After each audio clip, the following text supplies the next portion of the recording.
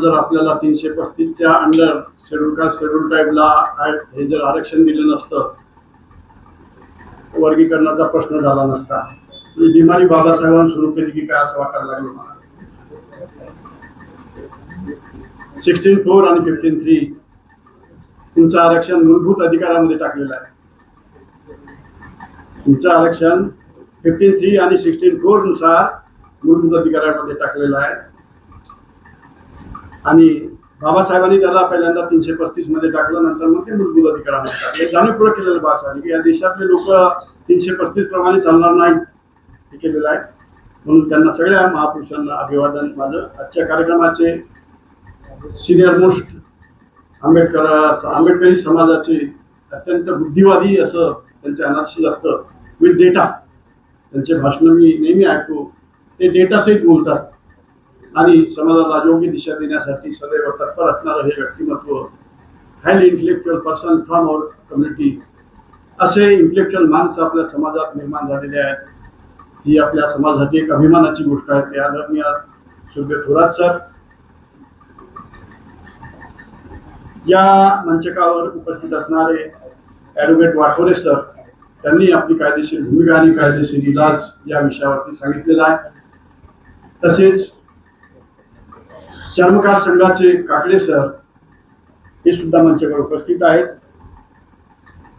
आमचे रमेश भाऊ किसे ॲडव्होकेट प्राध्यापक ओबीसी समाजाला प्रतिनिधित्व करतायत, ते सुद्धा या मंचावरती आणलेलं आहे. आणि ही सगळी करामत घडवून आणतात ते आमचे गाडे सर. त्यांच्यासाठी एकदा जोरदार टाळ्या करा. म्हणजे भविष्यात होणाऱ्या आंदोलनाचा पिलर जर कोण राहील तर पिलर राहतील आपले अरुण गाडे आणि त्यांची सगळी काष्टाची चमू. हा माणूस या सगळ्या समूहांना जोडून ठेवतो, सतत त्यांना कार्यान्वित करतो आणि कामाला लावतो. हे त्यांच्याबद्दल कसं मी जवळून पाहिलेलं आहे. म्हणजे ऑर्गनायझिंग कॅपॅसिटी जी पाहायची असेल तुम्हाला तर ती दिसते आहे मला अरुण गाडेजीमध्ये. आणि त्या ऑर्गनायझिंग कॅपॅसिटीमुळे तुम्ही एवढा मोठा इंटेलेक्च्युअल मॉब इथे आज जमला आहे. आमचे राहुल दादा आहेतच, रस्त्यावरची लढाई लढण्यामध्ये अग्रेसर आहेत. प्राध्यापक राहुल मोन डॅशिंग व्यक्तिमत्व आहे. आपल्याकडे खूप डॅशिंग लोक आहेत आणि त्यामुळे घाबरण्याचं काही कारण नाही आहे. आणि आंबेडकरी समाज अजूनही काही झोपलेला नाही किंवा मेलेला नाही. तो अत्यंत जागा असलेला इंटेलेक्च्युअल समाज आहे, साधा समाज नाही आहे. माझ्या जे पुढे बसलेले आहे एवढी इंटेलेक्च्युअल लोक तर काफी आहे. हे वर्गीकरण हाणून पाडण्यासाठी माझ्या समोर जे बसलेले आहेत हायली क्वालिफाईड आणि हायली इंटेलेक्च्युअल लोक आहात. तुम्ही साधे लोक आहात का? आणि त्यामुळे हा एवढा समाज जर भिडला याच्यामध्ये तर मला वाटते ह्या गव्हर्नमेंटला सुद्धा आपण पळवून लावू शकतो. हे तुम्ही लक्षात ठेवा. आणि ते काम आपण करावं लागणार आहे. नेतृत्व आपले आहेतच, गाडे सर अरुण भाऊ आपले आहेतच ते नेतृत्व द्यायला. त्यांना आपण पुढे करूया. आणि पुन्हा कोणी नेता लागतो. आंदोलन लढताना नेत्याशिवाय तुम्ही आंदोलन लढू शकत नाही. लढाई करायची तर पक्षाला सरसेनापती पाहिजे, बाबासाहेब म्हणाले होते. पक्षाला जर सरसेनापती नसेल तर तो पक्ष चालू शकत नाही. आंदोलन करताना संघटना असो की आणखी कोणती आंदोलन असेल त्याला तुम्हाला सरसेनापती आवश्यक आहे. गाडे सर सरसेनापतीच्या भूमिकेमध्ये आपण स्वीकारलं पाहिजे. कारण आपण स्वीकारणं कमी केलेलं आहे. जास्त टीका टिप्पण्या करून आपण माणसं तोडत राहतो. तसं केल्यापेक्षा आज आता सामूहिकपणे एवढ्या संघटना यांनी जोडलेल्या आहेत आणि सगळ्या प्रतिनिधी इथे आणलेले आहेत. त्यांच्या वतीनं आपल्याला हा लढा लढायचा आहे. मित्रांनो, माझं म्हणणं आहे की त्या दिवशी ॲडव्होकेट प्रतिभा आमच्या इथे वाटोळे साहेबांनी सांगितलं की बदर आयोग it self is a illegal one. माझं इथपर्यंत टोकाच्या भूमिका केलेल्या आहे. कारण राज्याला अधिकारच नाही वर्गीकरण करण्याचा. राज्याला आर्टिकल 341 प्रमाणे कोणताही अधिकार पोहोचत नाही.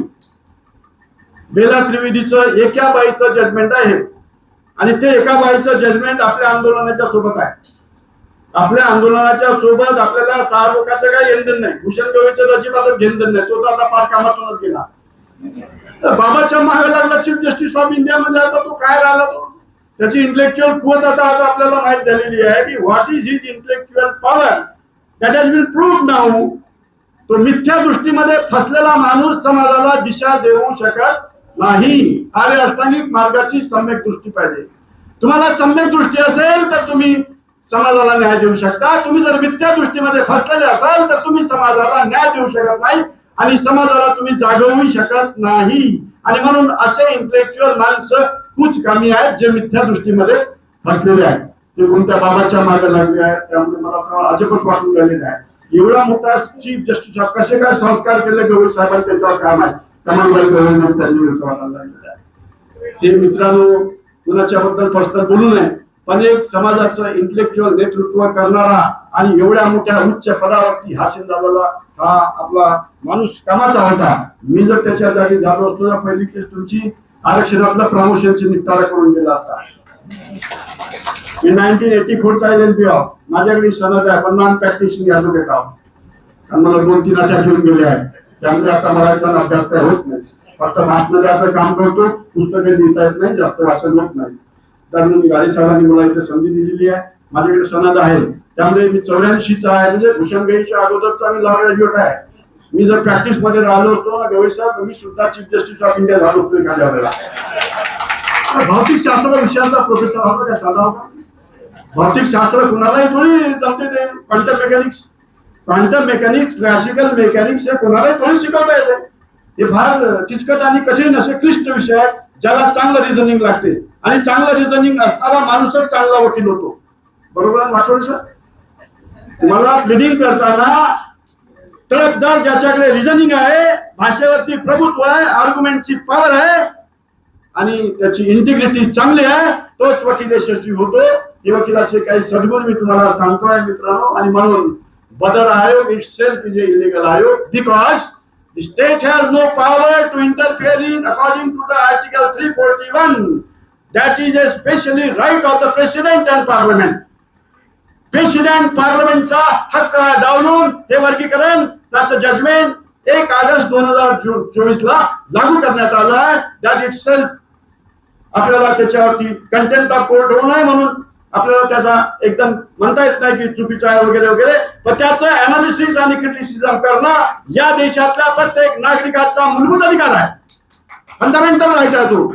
आपल्याला फंडामेंटल राईट दिलेला आहे. कोणतंही जजमेंट त्याच्यावरती उलट सुलट क्रिटिसिझम करणं, चर्चा घडवून आणणं आणि आपलं व्यक्तिगत मत नोंदवणं हा या देशातल्या प्रत्येक नागरिकाला दिलेला फंडामेंटल राईट आहे आणि तो राईट कोणी रोखू शकत नाही मित्रांनो. हा घटनेने दिलेला राईट आहे आणि त्यामुळे मला वाटतं की हे जे वर्गीकरणाचा जो पॉवर आहे हा राज्याला अजिबात दिलेला नाही. राज्य जबरदस्ती it is not a mandatory judgment. Mandatory judgment थोडी आहे 1 August 24 it is not a mandatory judgment. राज्यावर सोपवलंय, राज्य करू शकतं. हा, it is a optional thing, it is not a mandatory thing. राज्य करू शकतं, पण आपल्या राज्याला खूप घाई झाली आहे. कारण या समाजात डिवाइड अँड रूलचं तत्व राबवल्याशिवाय तुम्ही या देशामध्ये बहुजनावरती राज्य करू शकत नाही. हा त्यातलं सूत्र आहे. हे सूत्र ब्रिटिशांनी नाही आणलं डिवाइड अँड रूलचं. प्राचीन काळापासून हे सूत्र कुणी जर वापरलं असेल तर या देशातल्या प्रस्थापित या वर्गाने वापरलेलं आहे. Divide and rule. तुम्हाला पहिले विभाजित करा, विभाजित केलं की आपोआप तुम्ही आपसामध्ये भांडत राहता आणि तुम्ही भांडत राहिले की बरोबर ते 2029 ला पुन्हा संसदेमध्ये सत्तेवरती येतील आणि मला एक हात राहतील. जे तुमचा महाबोधी विहारही मुक्त करत नाही आणि तुम्हाला सतत ते लढवत ठेवणार आहे. त्यामुळे ते लढवत ठेवतात तरी आपल्याला धोका आहे. एखाद्या वेळेला बदर आयोगाचा अहवाल लागू झाला तर प्रॉब्लेम होणार आहे. आरक्षणाचा क्रायटेरिया जातीच्या आधारावर मिळालेला आहे. साऊथ बरो कमिशन मध्ये बाबासाहेबांनी या देशातल्या समाजाचे 2च वर्ग केलेले आहेत. किती? This whole population of India was divided into 2 categories. Number 1 is untouchable आणि दुसरा टचेबल. टचेबल आणि अनटचेबल. साऊथ बरो कमिशन मध्ये या हिंदू समाजाचं विभाजन बाबासाहेबांनी या 2 कॅटेगरी मध्ये केलेलं आहे. टचेबल आणि अनटचेबल. आपण कशात येतो? अनटचेबल मध्ये. आणि म्हणून या अनटचेबल लोकांचे वेगळे प्रश्न आहेत. अनटचेबल सारे डिफरंट मायनॉरिटी दॅन ख्रिश्चन आणि मुस्लिम. त्यांचे प्रश्न हे या 2 मायनॉरिटी पेक्षा वेगळ्या प्रकारचे आहेत आणि म्हणून संविधानामध्ये येणाऱ्या संविधानामध्ये त्यांच्यासाठी वेगळ्या प्रकारचे विशेष असे प्रावधान आपल्याला करावे लागतील. ही मागणी सातत्याने डॉक्टर बाबासाहेब आंबेडकरांनी धरून लावलेली आहे. आणि म्हणून 1929 पासून तुम्ही जर गेले राऊंड टेबल कॉन्फरन्स पासून 1935 चा गव्हर्नमेंट ऑफ इंडिया आहे. या गव्हर्नमेंट ऑफ इंडिया ऍक्टच्या अनुसार पुणे करारानुसार तुम्हाला पहिल्यांदा आरक्षण मिळालेलं आहे आणि पॉलिटिकल रिझर्वेशन पुणे करारानुसार मिळालेलं आहे. आपण फालतू त्या पुणे कराराचा निषेध करत बसतो. निषेध नाही आहे. अरे पुणे कराराचा draft itself it was made by the doctor Babasaheb Ambedkar.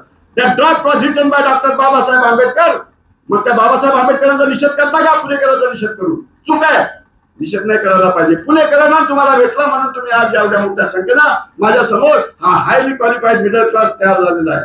कारण 1935च्या सगळ्या प्रोव्हिजन पुणेकरातल्या प्रोव्हिजन नंतर बाबासाहेबांनी घटनेमध्ये आणलेले आहे आणि ते कलम आहे 335, 15(3) आणि 16(4).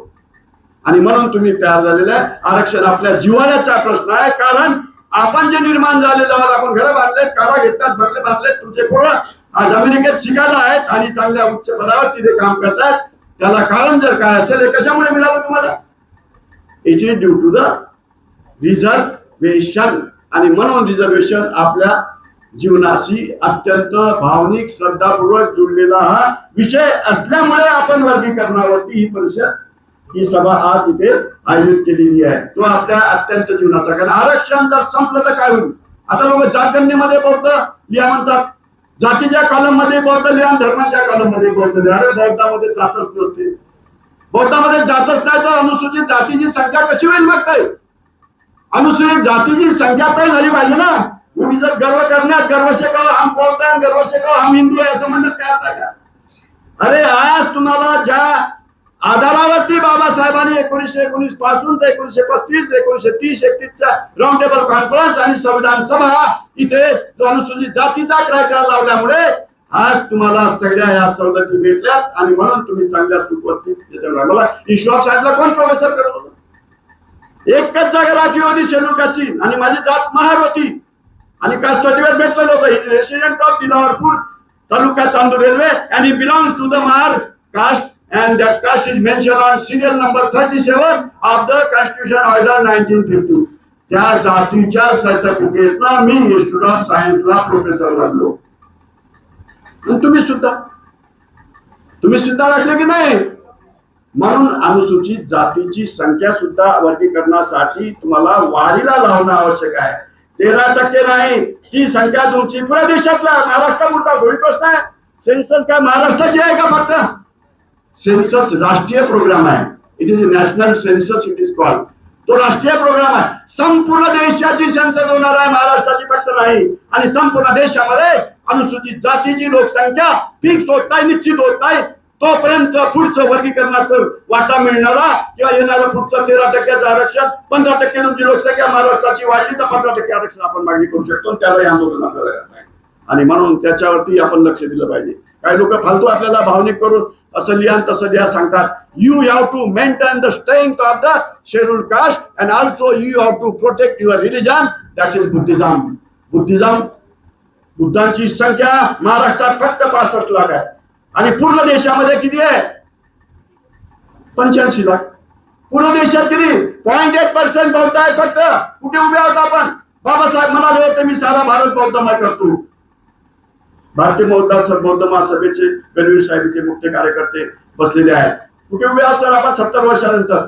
आज 0.8% पुऱ्या देशात बौद्धाची लोकसंख्या असेल तर आपण योग्य दिशेनं काम करून राहिलो का? अरे नुसते शेड्यूल कास्ट जर तुम्ही पुऱ्या देशातले कन्वर्ट केले असते आतापर्यंत 70 वर्षात, अरे 25 कोटी तुमची बौद्धांची संख्या झाली असती आणि बाबासाहेबांना म्हटल्याप्रमाणे सारा भारत हळूहळू बौद्धमय झाला असता. अरे 25 करोड संख्या कोणत्या या देशातलं पॉलिटिक्स ते नियंत्रित करू शकतं? एवढी मोठी तुमची धर्मांतरात ताकद होती आणि तेच हेरून आता महाराष्ट्रात धर्मांतराचं बिल या गव्हर्नमेंटनं आणून घातलेलं आहे. राज्यपालाची फक्त सही व्हायची बाकी आहे. धर्मांतराचं बिल का? ते काय घाबरतात? ते कोणाला घाबरतात? ते मुस्लिमाला नाही घाबरत, ते ख्रिश्चनांना नाही घाबरत, ते कोणाच्या कन्व्हर्शनला घाबरतात? उद्या पीसी आणि त्यांचा समाज जर बौद्ध धर्मात आला तर या देशातून ब्राह्मणाला पडून जावं लागणार आहे. ते नको आहे त्यांना. तुमच्यापेक्षा 6 पट चांभार आहे उत्तर प्रदेशात, 6 times in population than the Mahar community of Maharashtra. अजूनही तो बौद्ध धर्मात आलेला नाही. तो अजूनही रविदासाजवळ थांबलेला आहे आणि आम्ही थांबवायचं काम केलेलं आहे. आमच्या लोकांनी चुकीच्या पद्धतीनं मार्गदर्शन केल्यामुळे त्या जाती तिथे थांबलेल्या आहेत. त्या ना तर बाबासाहेब शिकवून राहिलेले आहेत, ना तर ते बौद्ध धर्म शिकवून राहिलेले आहे. बाबासाहेब म्हणतात धर्मांतरावर अमृत आहे. मातंगाची स्पेशल परिषद 2 जून 1936 ला घेतली होती मुंबईला. मातंग मुंबई इलाका मातंग परिषद 2 जून 1936 ला फायकड्याला मुंबईला बाबासाहेबांनी आयोजित केली होती आणि त्याच्यात डायरेक्ट सांगितलं होतं की मार तुमच्या हितासाठी बंधूनो, आपला वाटा तुम्हाला द्यायला तयार आहे, पण आपण एकत्र राहिलो पाहिजे, एकजूट राहिलो पाहिजे. एकजूट राहायचं असेल, एकत्रित राहायचं असेल तर तुम्हाला धर्मांतर करावं लागेल. आणि ठराव त्या परिषदेमध्ये पहिलाच झाला होता 36ला की आम्ही सगळे मातंग समाजाचे पुढारी आम्ही बौद्ध धर्मामध्ये त्यावेळेला बौद्ध धर्म घेणार म्हणून नाही म्हटलं, आम्ही धर्मांतर करण्यासाठी इच्छुक आहोत असा ठराव पारित झाला होता. महाराष्ट्र परिषद तर माहितच आहे. येवल्याला जेव्हा डिक्लेरेशन केलं डॉक्टर बाबासाहेब आंबेडकरांनी, हिंदू धर्मात मी जन्माला आलो, ते माझ्या हातात नव्हतं, पण कोणत्या धर्मात मरावं हे माझ्या हातात आहे आणि मी कदापि हिंदू म्हणून मरणार नाही, ही भीम प्रतिज्ञा होती. आणि ती भीम प्रतिज्ञा 14 ऑक्टोबर 56ला दीक्षाभूमीवरती बाबासाहेबांनी खरी केली. आणि म्हणून तुमचा उद्धार झाला. उद्धार का झाला? मातंगाला कोणी रोखलं? बसले आपल्या फळे टाकत कपडे वाटत ग्रहणामध्ये उष्टे कपडे मागत. तुम्ही शिक्षलेच नाही तर तुम्ही कॉम्पिट कसे व्हा? आता वर्गीकरण झालं आणि मातंगातला ग्रॅज्युएटच झाला नाही, तो आहे ऑफिसर होईल काय? समजा वर्गीकरणात त्याला 4% आरक्षण भेटलं, मातंगाले चांभाराले कोणाला काय जे असतील ते समजा, आणि ते जर क्वालिफायच नाही झाले, साधे ग्रॅज्युएटच नाही झाले, तर how can he apply for the UPSC examination? त्याच्यातला आयएस ऑफिसर होऊ शकतो का? नाही होऊ शकत. आणि म्हणून त्या वर्गीकरणाचा फारसा उपयोग या सगळ्या सब कॅटेगरीच्या जातींना अजिबात नाही. पहिले त्या सब कॅटेगरी करणंच अनकॉन्स्टिट्युशनल आहे. माझं थांबत आहे. बदर आयोग त्यामुळे अनकॉन्स्टिट्युशनल आहे. आपण अशी मागणी करायला पाहिजे, जरा त्याचं नाक दाबा आणि मग तोंड उघडा. न्यूसांची व्हॅल्यू घ्यावं लागेल गाळे सर, नुसतं मरमणी तोंडायला चालणार नाही. आणि न्यूसांची व्हॅल्यू तुम्ही घेणार नाही तर तुमचं आंदोलन यशस्वी होऊ शकत नाही. तुम्ही नेहमी डिफेन्सिव्ह नका राहू. कधी कधी तुम्हाला ऑफेन्सिव्ह बनावंच लागेल आणि व्हावंच लागेल. हे आंदोलन जर यशस्वी करायचं असेल तर तुम्हाला ऑफेन्सिव्ह होणं गरजेचं आहे. मुन साहेबांनी सांगितल्याप्रमाणे या जन आंदोलनाचा डेटा आणि 5 लाख लोकांचा घेराव जर आपण त्या मैदानावर केला, हे वर्गीकरण आपण हटवू शकतो. लिडरचा मोर्चा त्यांना पाहिलेला आहे 10 लाखाचा. त्यांना माहित आहे समाज काय करू शकते, या समाजाची किती ताकद आहे. लिडरच्या वेळेला 4 नेते आपण एकत्र केले होते आणि 10 लाखाचा न भूतो न भविष्यात एवढा मोर्चा जेव्हा काढला तेव्हा मुख्यमंत्री स्वतः आला होता आणि महाराष्ट्र शासन या खंडाशी सहमत नाही असं त्यांना लिहून द्यावा लागला. आणि तो खंड पण 4था सुरू झाला होता. शशिकांत पवारनं न वाचता तो जाळून टाकला मराठा संघाचा प्रमुख. आणि नंतर मग त्याने कबूल केलं, भावनाईला आम्हाला सांगितलं, आम्ही काय न वाचता तो जाळून टाकला, आम्ही माफी मागतो असं होतं. आणि म्हणून इथे डोकी भडकवल्या जातात. मातंगाची, चर्मकाराची, स्वीपरची, सगळ्यांची डोकी इथे भडकवल्या गेलेली आहे. आणि पद्धतशीर पर्यंत काही अकालचं थोडी आजचं थोडी आहे, हे 30-40 वर्षापासून चालू आहे यांना भडकवणं. या उपवर्गीकरणातल्या ज्या ह्या जाती आहेत, महार सोडून बौद्ध सोडून, यांना भडकवायचा त्यांचा लॉंग रनचा प्रोग्राम असतो. RSSचा पुढच्या 25 वर्षाचा प्रोग्राम तयार आहे. आणि आपलं काय? म्हणून तर आपण हारतो लढाई. आपण लढाई का हारतो?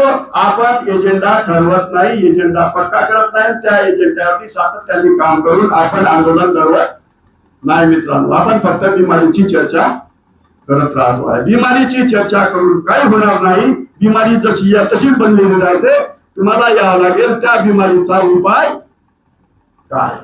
त्या बिमारीचा उपाय काय? नंबर 1 उपाय धर्मांतरण. माझ्या दृष्टीनं या सगळ्या उपवर्गीतल्या जाती आहेत त्यांना धर्मांतरासाठी तयार करा. ते बिल आलं त्याच्या विरुद्ध रीत टाकावं लागेल. टाकली का वाटत सर? आता कोणी टाकलं ना? धर्मांतर itself is a directly violation of the article 25 of the constitution.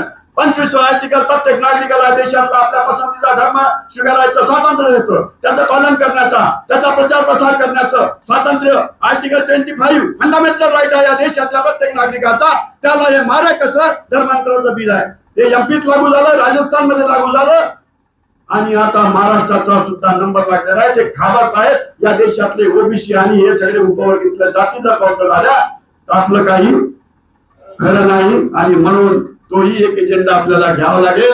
बाबासाहेबांना 2 भारत निर्माण करायचे होते. एक बुद्धिस्ट इंडिया, एक बुद्धिस्ट इंडिया आम्हाला निर्माण करायचा आहे सम्राट अशोकाच्या काळातला, जिथे सगळ्यांना सामाजिक न्याय, लिबर्टी, इक्वॅलिटी आणि फ्रॅटर्निटीचा उपभोग घेणारा या देशातल्या प्रत्येक नागरिकाला वातावरण मिळेल.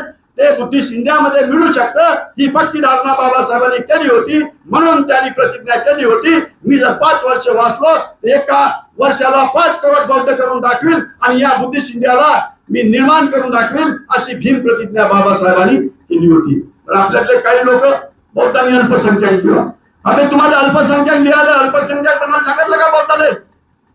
त्या अल्पसंख्याकाच्या साठी तरतूद काही कॉन्स्टिट्यूशन मध्ये अमेंडमेंट करून आणलेली आहे का? सांगा. इथले वकील बसलेले आहेत, तिथे 2 वकील आहेत, त्यांनी सांगावं. Is there any constitutional provision, is there any amendment by which you are getting facilities by that minorities? काळजाचे अल्पसंख्याक बुद्धिस्ट हे तर वर्गीकरण काँग्रेसच्या काळात सुरू झालं. अल्पसंख्याक बुद्धिस्ट आणि हे कन्व्हर्टेड बुद्धिस्ट त्याच्यामध्ये वर्गीकरणाची प्रक्रिया काँग्रेसच्या काळामध्येच या देशामध्ये पहिल्यांदा सुरू झाली आणि काही फॅसिलिटीजच्या नादापायी आपल्या लोकांनी बौद्धांनी सुद्धा अल्पसंख्याक म्हणून नोंद केलेली आहे. तर तुमच्यातलेच विद्वान त्यांनी भाषण द्यायला समाजात प्रचार करायला लावलं आणि तुम्ही अल्पसंख्याक बना हा फॉर्म्युला दिला. म्हणजे बाबासाहेब म्हणतात मी इथे भारत तयार करणारा मेजॉरिटीचा, आणि आपले लोक चुकीच्या दिशेला गेल्यामुळे तिथेही घोटाळा आपला झाला आणि आता तो अनुसूचित जातीला ते विभागणारच आहे. ते काही कठीण आहे, कारण आपण एवढ्या खेळामध्ये विभाजित आहोत मित्रांनो. यांनी करून पाहिजे रिपब्लिकन लोकशाही आघाडी, पण लोक स्वीकारायला उद्देशांचा चांगला राहते सरांचा. लोक स्वीकारत नाही तर ते तरी काय करते, डोक्ष फोडतील का? आपलं कपाळ लक्ष करून घेतील का? करतात बिचारे प्रयत्न. मी त्यांना सांगितलं की अखंड एक तुमची दुसरी म्हणजे पॉलिटिकल पॉवर. तुम्हाला आज पॉलिटिकल पॉवर अखंड या देशातली देशव्यापी निर्माण केल्याशिवाय तुमच्या कोणत्याही समस्या सुटू शकत नाही. बाबासाहेबांना साफ सांगितलं होतं आणि त्यांनी दाखवून दिलं होतं. शेड्यूल कास्टला एका झेंड्याखाली जमा करायचं काम पहिल्यांदा या देशामध्ये बाबासाहेब आंबेडकरांनी केलं, बाकी कुणी नाही केलं. सगळे शेड्यूल कास्ट, त्या पक्षाचं नाव आहे शेड्यूल कास्ट फेडरेशन. आणि म्हणून मंडल त्यांचा शेड्यूल कास्टचा धुरंधर कार्यकर्ता बंगालचा, त्यांनी बाबासाहेबाला नमोशूद्र लोकांनी घटना समितीवरती निवडून पाठवलं. बाबासाहेबाला ना तर महाराणी निवडून पाठवलं ना ती चंबारांनी निवडून पाठवलं. कुणी पाठवलं? पंजाबचे शेड्यूल कास्ट आणि बंगालचे नमोशूद्र लोक ते जोगेंद्र मंडलच्या नेतृत्वात एकवटले आणि बाबासाहेबांचा घटना समितीमध्ये प्रवेश झाला. मित्रांनो, हा इतिहास सुद्धा आपल्याला माहित पाहिजे. आणि पुऱ्या देशातल्या शेड्यूल कास्ट फेडरेशनचं नेटवर्क त्यांच्या पाठीमागे उभं होतं. पहिल्यांदा भारतात घडलं हे. राऊंड टेबल कॉन्फरन्स मध्ये गांधीजींनी प्रश्न उपस्थित केला की I am the only leader of schedule caste, दलितांचा मीच एकमेव नेता आहे. तेव्हा या भारतातून 52 प्रांतामधून बाबासाहेबांना टेलिग्राम गेल्या आणि अर्धा बाबू एलन हरदासनी सुद्धा एक तार पाठवली होती कामठीमधून. अशा 52 तारा गेल्या आणि त्याचा विषय होता our leader is only the doctor Babasaheb Ambedkar. याचा अर्थ या जाती उपजाती आणि सगळ्या शेड्यूल कास्टला एकत्र करायचं काम बाबासाहेबांनी त्यांच्या शेड्यूल कास्ट फेडरेशनच्या झेंड्याखाली केलं होतं. आणि त्याच भरोशावरती तुमचे 9 खासदार आले होते ना 57ला. ते काही रिपब्लिकन पार्टीच्या तिकीटवर नाही आले निवडून, ते आले होते शेड्यूल कास्ट फेडरेशनच्या नावावर आले होते. नंतर 3 ऑक्टोबर 57ला रिपब्लिकन पार्टी झाली आणि मग त्या खासदारांची नोंद रिपब्लिकन पार्टीचे खासदार म्हणून झाले. बॅरिस्टर खोब्रागडे 58ला पहिल्यांदा राज्यसभेमध्ये गेले, ते आपल्या ताकदीवरती गेले. 80 आमदार होते आणि तुमचे 9 खासदार होते. या वेळावरती स्वतःच्या ताकदीवरती बॅरिस्टर खोब्रागडे एक 9वे खासदार म्हणून 1958ला पहिल्यांदा राज्यसभेमध्ये त्यांचा प्रवेश झाला. ही ताकद होती तुमची. ही ताकद का विसरता? ही आहे तुमची पॉलिटिकल ताकद. आणि ही पॉलिटिकल ताकद परत नव्यानं प्राप्त केल्याशिवाय तुमचं भविष्य मित्रांनो धुसर आहे. तुम्ही कितीही काही करत बसा, एखाद्या पक्षाचं जेव्हा पक्षाचं नेतृत्व घेऊन आंदोलन होईल तर राष्ट्रीय अध्यक्ष अरुण गाडे साहेबांना काय हरकत नाही. मी तर म्हणतो काय करतात, लढाऊ आहेत, जुजारू आहेत आणि व्हा उभे त्याच्या मागे आणि एक पक्ष तयार करा. रिपब्लिकन पार्टी करा नाही तर कोणतीही करा. बहुजन समाज पार्टी कडे तुम्ही चालतो बघा. आता मी तो सांभाळून चाललेला आहे, कारण टीका करण्याच्या आता वेळ राहिलेली नाही आहे. आपसामध्ये टीका करून आता दुश्मन वाढवण्यात काही अर्थ उरलेला नाही आहे. कारण कोणाच्या बॅटऱ्या आता चालून नाही राहिलेल्या, सगळ्याच्या बॅटऱ्या डिस्चार्ज झालेल्या आहे. कोणाच आता लाईट काही लागू शकत नाही. पण थोडे थोडे थोडे थोडे सेल जर जोडले तर आपली मशाल होऊ शकते. टिमटिम्या जर मोठ्या केल्या, एक बलाढ्य पक्ष उभा राहिला आणि त्या बलाढ्य पक्षाद्वारे जर एक आंदोलन झालं, अरे नाही फडणवीसाला घाम फुटाल तर देऊन देतो प्रोफेसर होते. पहिलं घामच फुटे. रिपब्लिकन पार्टीचा मोर्चा असला म्हणजे एक तो इंदोरात राहील, दुसरं संविधान चौकात राहील. एलआयबीचे सीआयडीचे लोक अलर्ट व्हायचे, अरे रिपब्लिकनचा मोर्चा एवढी दहशत होती तुमची. ही दहशत परत नव्यानं दबावगट केला पाहिजे म्हणतात कोण साहेब. त्याप्रमाणे हा असा दबावगट तुम्हाला पॉलिटिकल एजेंडावरती सुद्धा काम आपण करायला काही हरकत नाही. आता सध्या त्याला वेळ लागेल, त्यामुळे सध्या इमिजिएट आपल्याला उपचार करावा लागेल. बिमारी तिसऱ्या स्टेपला आहे, त्यामुळे पहिले त्याचं ऑपरेशन करून वाचवायची शक्यता आहे. हा मी सांगितलेला एजेंडा हा लॉंग टर्मचा एजेंडा आहे. ही पक्ष बांधणी पक्ष निर्मिती करणे हे लॉंग टर्मचा एजेंडा आहे. आणि सगळे मोठे आठवले तिकडे जाऊन बसला, कवाले साहेब सर सेनापती तोही आता तिकडे जाऊन बसला. प्रकाश आंबेडकरचं काही खरं नाही तळ्यात आणि काहीच समजायला मार्ग नाही. काय करते बुवा आरएसएसच्या त्याच्यावर मोर्चा लावून तर मला काही समजून नाही राहिलं. काय मोहन भागवत देणार आहे का?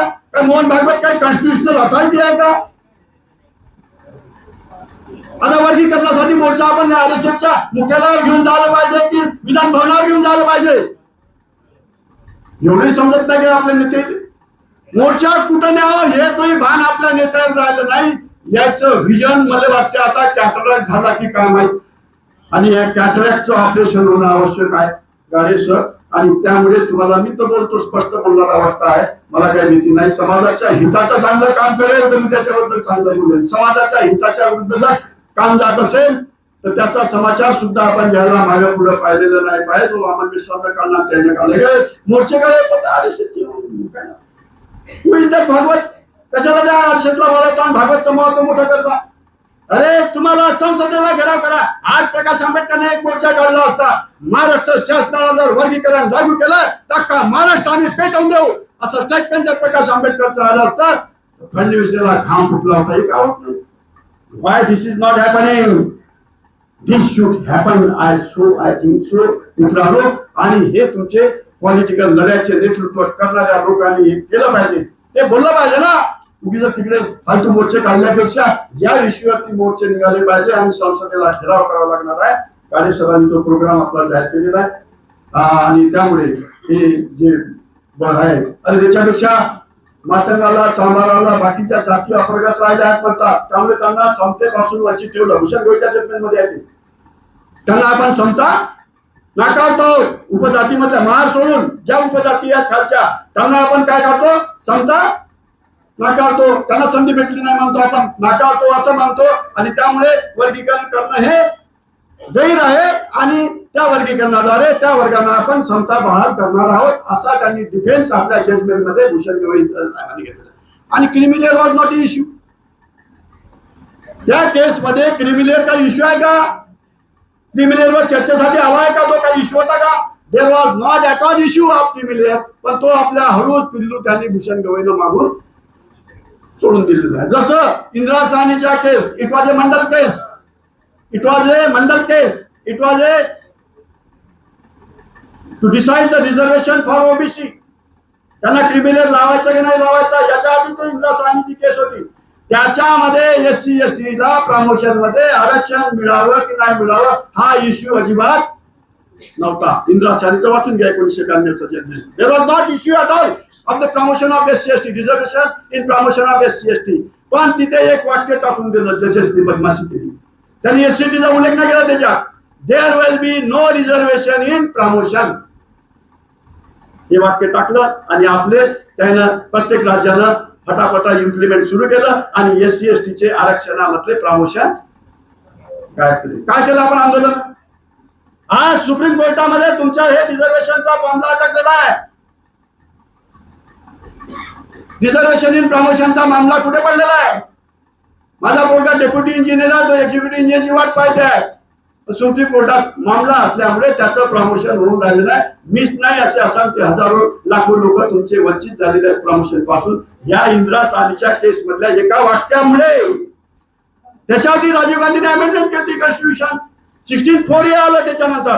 16(4A म्हटलेलं आहे सरळ. राजीव गांधीनं ते अमेंड केली कॉन्स्टिट्यूशन आणि 16(4A टाकलं. 16(4A काय म्हणतं? What it says? What is the amendment? Amendment is that to get the reservation in promotion is also a fundamental right. This amendment was made under by 1648. हे amendment आल्यानंतरही कोर्टाने त्याच्या विरुद्ध जाऊन पुन्हा अलाहाबाद हायकोर्टामध्ये निकाल आला आणि तो पुन्हा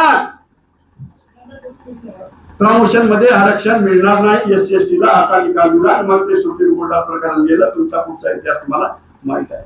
म्हणजे किती कोलांटुड्या करता येते.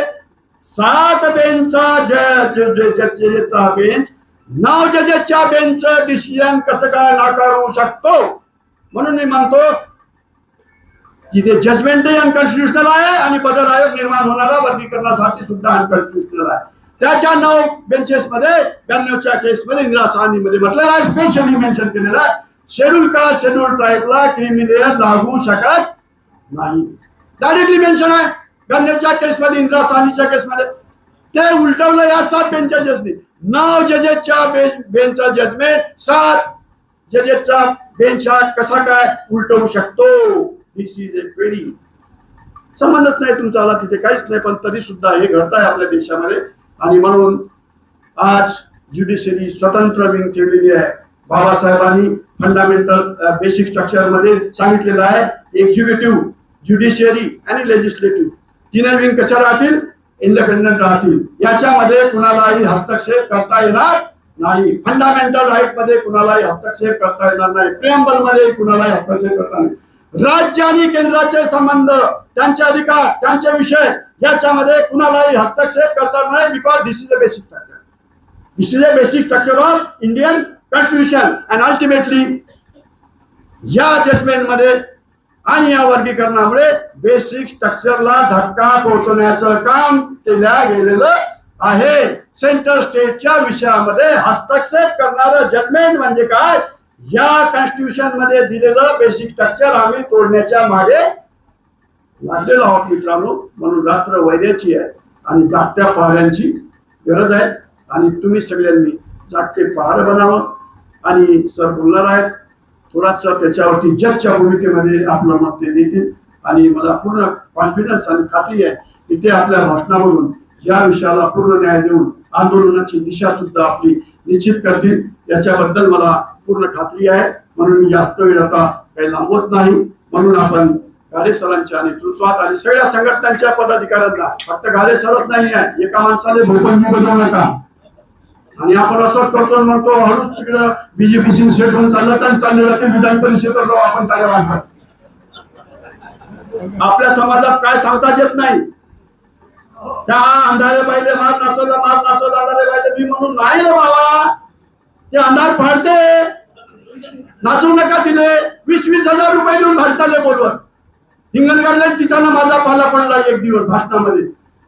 माझी खूप काढली तिनं. म्हणलं बाई मी अध्यक्ष सभेचा, लोकसभापती असते तर सभापती आवडलं. माझ्या भाषणातला एकही मुद्दा काटायचा तुला अधिकार नाही म्हटलं. बाई माई खिसकलं तिचं हिंगणघाटला त्या बाईच्या.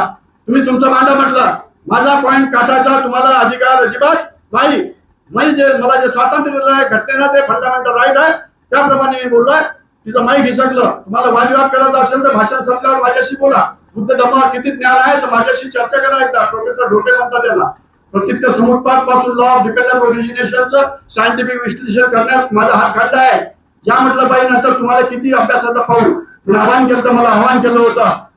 ही अंधारे बाई पडला ना अंधार पडला की नाही. तुम्हीच तर बोलला ना 20-20 हजार. आमच्या इथं संविधान समारोह बोला फोन केला बाई म्हणे 20 हजार लागतील. चांगलं मध्ये एकदम 5 स्टारचं हॉटेल लागल, खायला चिकन लागल. असं हे तुमच्यात येऊन तुमच्यात अंधार पडायचं काम करतात. तो मिटकरी वर्धेचे लोक धम्म परिषद बोलवतात. त्या अमोल मिटकरीचा धम्म परिषदेला काही संबंध आहे का. तुम्ही बोलावलं होतं का ते मोठे सर त्याला नाही ना बरं झालं बोलावलं होतं. शरद पवारचा चमचा तो चालला गेला. आमचा टाइम बर्बाद करतात, एनर्जी बर्बाद करतात आणि आम्हाला आंदोलन करण्यापासून ते विफल करतात. Be cautious from such leaders and such orators. एवढं मी इथे सांगतो. निक्षून जास्त बोललो थोडं. मी त्यांनी सांगितलं जाऊन गाडीनं माझा परिचय करून देताना स्पष्ट वाटत आहे. No truth as truth and no untruth as untruth. That is the advice of Lord Buddha. I follow the advice of Lord Buddha. आता तुम्ही म्हणाल लॉर्ड बुद्धाचा ॲडवाइस फॉलो नको करा, मग कसं होईल. जय भीम, जय बुद्ध, जय भारत, जय संविधान.